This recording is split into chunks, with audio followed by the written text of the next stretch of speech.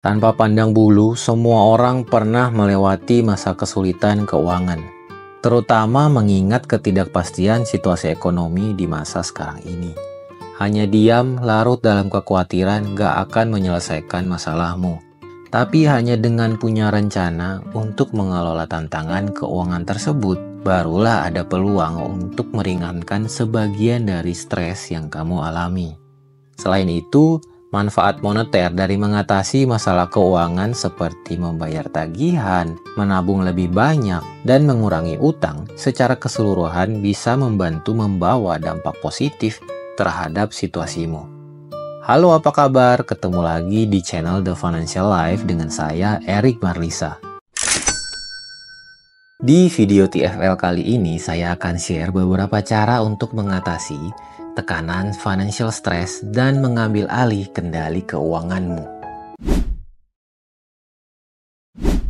Kecemasan keuangan seringkali terbawa pikiran sampai larut malam dan akhirnya insomnia.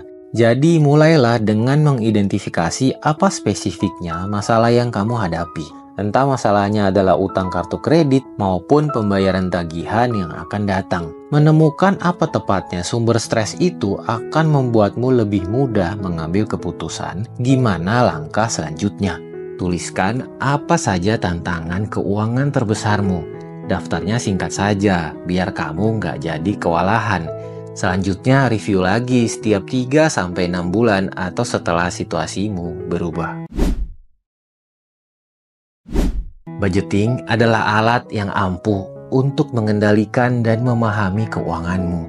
Budgeting bisa membantu kamu mencegah pengeluaranmu melebihi penghasilan yang kamu terima, dan agar kamu bisa menabung untuk semua tujuan keuangan di masa depanmu. Setelah kamu memiliki gambaran lengkap tentang kemana perginya uangmu setiap bulannya, kamu bisa mencari peluang untuk mengalihkan sebagian dari uang itu ke area yang menyebabkan tekanan financial stress. Mulailah dengan penghasilan bersih, jumlah take home pay setelah potongan pajak setiap bulannya. Tuliskan semua pengeluaranmu, mulai dari sewa rumah, kos, cicilan KPR, listrik, air, sampai ke pengeluaran kopi harianmu. Dan selanjutnya, atur pembayaran otomatis untuk tagihan berulang dan untuk menabungmu. Ada banyak aplikasi online yang bisa membantumu melacak pengeluaran maupun membuat budget. Kamu juga bisa download aplikasi Pina dan gunakan tools budgeting yang ada di dalamnya. Ketika lagi kesulitan uang, kamu mungkin akan berpikir bahwa kamu nggak punya cukup uang untuk menghadapi masalah keuanganmu. Tapi, berapapun nilai penghasilanmu, penting untuk memaksimalkan penghasilan yang kamu miliki. Karena setiap langkah kecil akan membawa manfaat positif.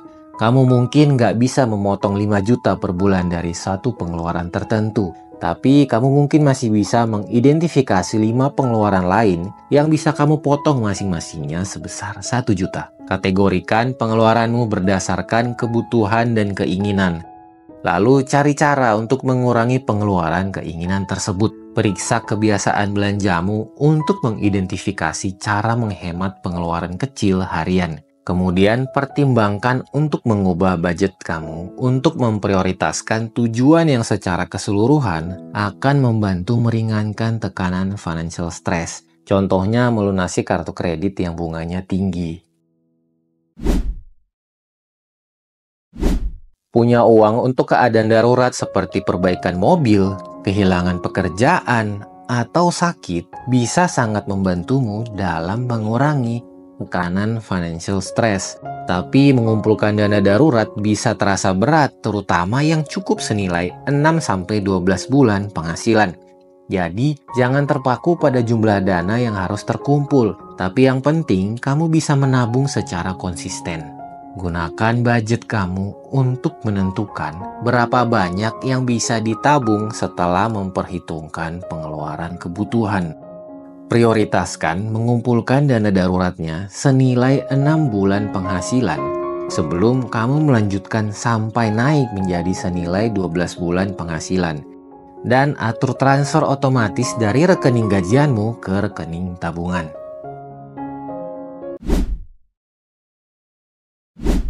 Utang kartu kredit biasanya menjadi sumber tekanan financial stress.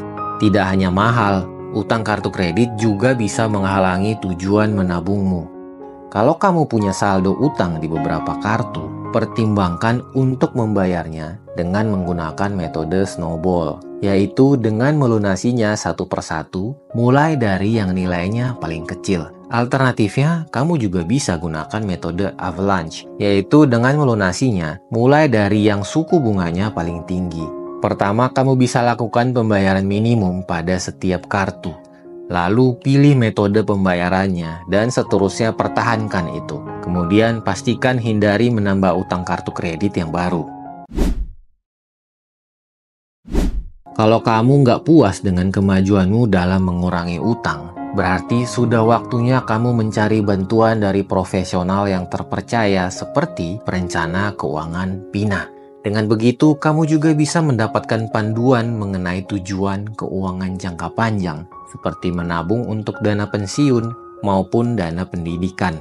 Yang terakhir, teman dan keluarga mungkin bisa memberikan dukungan. Pastikan kamu menetapkan batasan dan ekspektasi yang jelas agar tidak merusak relationship tersebut. Pantau progres kemajuanmu. Selanjutnya, lakukan penyesuaian seiring perubahan penghasilan, pengeluaran, dan tujuan keuanganmu. Like, komen, dan share video ini. Dan yang belum, jangan lupa subscribe. Thanks for watching and see you in the next video.